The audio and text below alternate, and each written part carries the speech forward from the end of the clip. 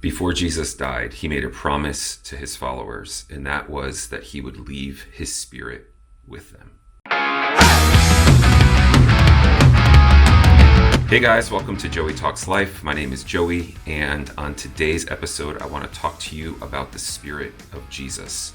Now, the title alone, or the word spirit alone, sounds kind of foreign to us, or woo-woo, or a little out there, but any of us who are honest with our human experience, we all have experienced spirits. And let me just break that down real quick for you. So the original word used in ancient literature, including the Bible, for spirit just simply meant wind, like a wind. Now, it wasn't talking about physical wind, obviously. It's talking about winds that come through the soul, if I could put it that way. So if you think of your soul almost like a sailboat, there's a sail that does nothing without the wind.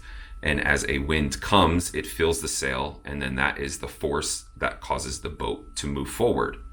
In the same way, all of us are experiencing these different winds or spirits all the time. And whatever wind or spirit that fills our sail of our soul is what ends up causing our thoughts and our behaviors, the patterns in our lives.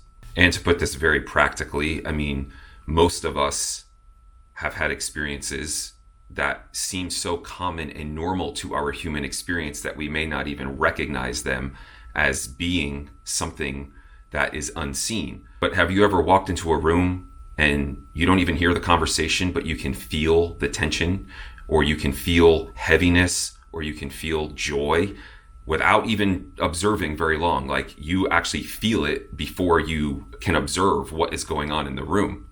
That would be the wind of the room. That would be the spirit that is in operation in that room. Or for any of us who have ever experienced mental health challenges, like myself, for example, there are days where I am going throughout my day feeling completely normal and fine, stable, all those things. And all of a sudden, it seems like out of nowhere, there's like a wind or a spirit that can come over me that all of a sudden I feel super anxious, or I feel really depressed. And my friends will say, "Why do you feel that way?" Or "What happened? Did something trigger that?" And I'm like, no, I don't know. Like, it just all of a sudden came on me.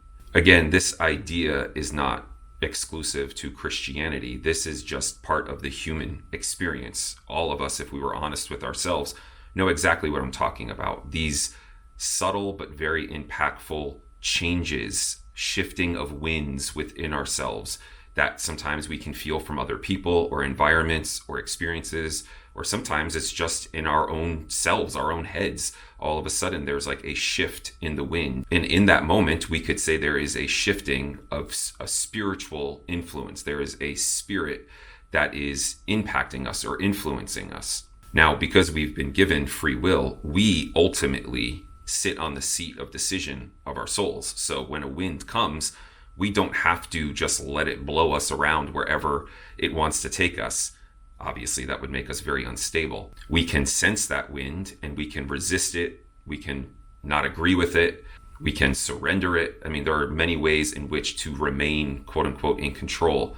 But for most people, I think most of us live unaware of those shiftings and those movings and those influences that are happening deep within inside of us. And so when we're unaware of them, they do end up taking control of the seat of our soul because we don't even know what's happening. The Bible calls those earthly elemental spirits. So earthly elemental winds or influences, things that just exist on this planet that will influence and impact and blow across our souls, regardless of who you are, where you're from, what century you were born in. It doesn't matter. All of us as humans have experienced these elemental earthly spirits. Now, I say all of that to set it up for the Spirit of Jesus. Jesus himself said, "Learn from me, because I am lowly and gentle in heart." His spirit is very different than all of these other elemental spirits. His spirit is gentle and lowly in heart. He also said, "Come to me, all of you who are weary and heavy laden, and I will give you rest for your souls."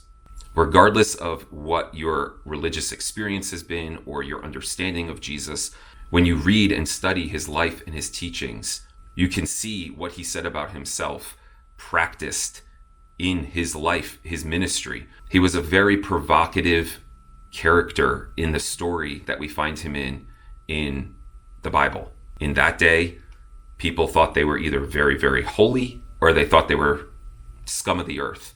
And we find Jesus constantly eating with the scum of the earth, spending time with the scum of the earth, bringing healing and wholeness to the scum of the earth.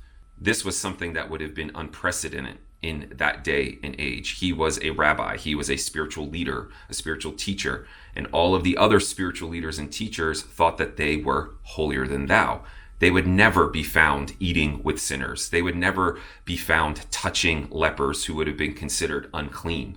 But Jesus didn't care, broke all the rules because people were the most important thing to him. And he knew that the spirit that he carried, that wind that he operated in, would be the salvation, the healing, the restoration for the human soul. And so that brings me to my point. Jesus was telling his followers at the time that he was going to leave. He was going to die. And they were very upset about that. They were probably very scared because they're like, you're our leader. How can you leave us? Like, you can't just leave us here. And so his response to that was, I have to go. I can't remain here because if I remain here, my spirit cannot be poured out. And so Jesus's exit from the earth was for our good, so that all of us didn't have to be bullied or under the control or the influence of these elemental earthly spirits anymore. We could have a higher spirit, a holy spirit, which all holy means is set apart or completely different than. And you may have heard that term Holy Spirit before, but the Holy Spirit is the only spirit, the only wind, the only influence that is holy. And so to take this out of like the clouds, take this out of like, theory, if you would, and bring it down to practicality to you right now watching this. I don't care what your religion is. I don't care what your belief system is. I don't care if you have no religion, if you hate religion, if you hate God, it doesn't matter. Just quiet your heart and see if you can identify what I'm talking about with these winds that come in and out of our conscious or out of our soul.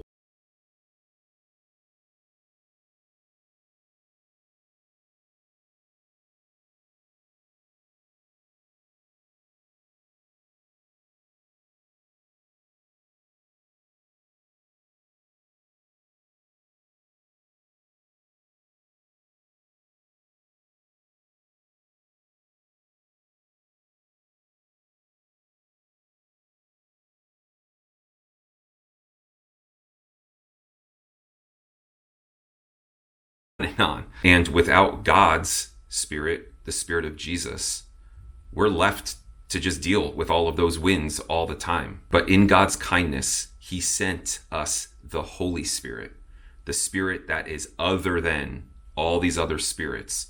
And that spirit is the spirit of Jesus, the spirit of a man who was lowly and kind, compassionate, long-suffering, brought healing, preferred people over law, confronted the religious establishment of the day because it was putting heavy burdens and bondage on people. And instead, Jesus offered rest.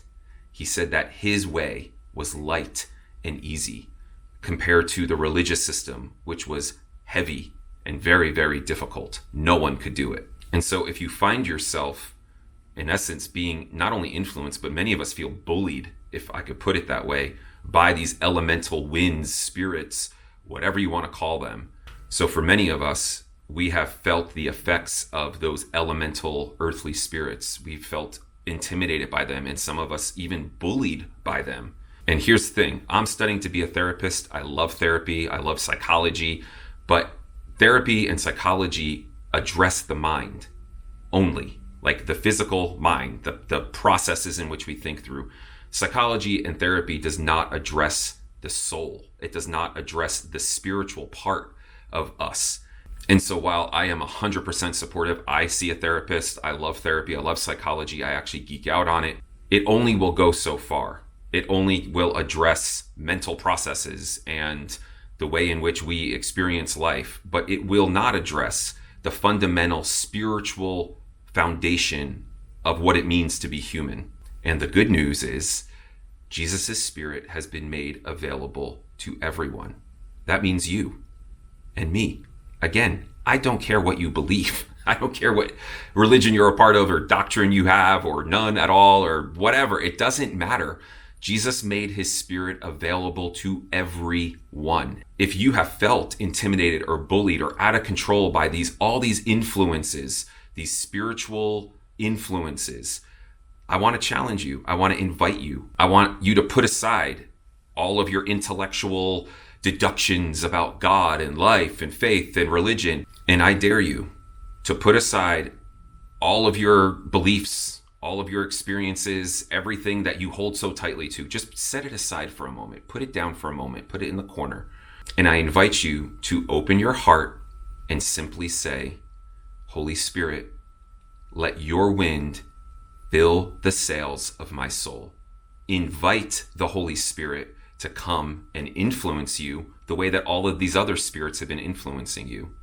Just open your heart and ask him. That's the thing about God. He doesn't need me to convince anyone. He doesn't need me to prove him to anyone. He's God. I mean, he'll do it himself. So if you're skeptical, doubtful, think I'm just talking a bunch of bullshit, it doesn't matter. Just put it all down for a moment. Open your heart up and simply say, Jesus, I want to know your Spirit. I know all these other spirits. I know all these other winds and influences. I want to know what your Spirit is like. Would you come in and would you fill me? And that 15, 20-second prayer, that 20-second invitation, after you say that, if you say it sincerely and you really do open your heart, there's nothing else you have to do. You can go on with your day. You could sit there and meditate. You could wait. You could do whatever you want. If you sincerely have asked God, he will show up. You will feel the influence of his Holy Spirit. I love the Spirit of Jesus. There is no other Spirit like his. When I am under the influence of the Holy Spirit, I become the person I've always wished I was. I am kind. I'm compassionate. I desire the needs of other people to be put before myself. I find it easy to forgive. I find it easy to be generous. Whew, that's what I want out of life. So that's my little sermon for you today, my little challenge. I'd love to hear from you. Leave some comments below. If you're new here, subscribe to the channel, hit the bell if you always want to get notifications from me. Thanks again for spending a few moments with me. Again, my name is Joey, and you're watching Joey Talks Life.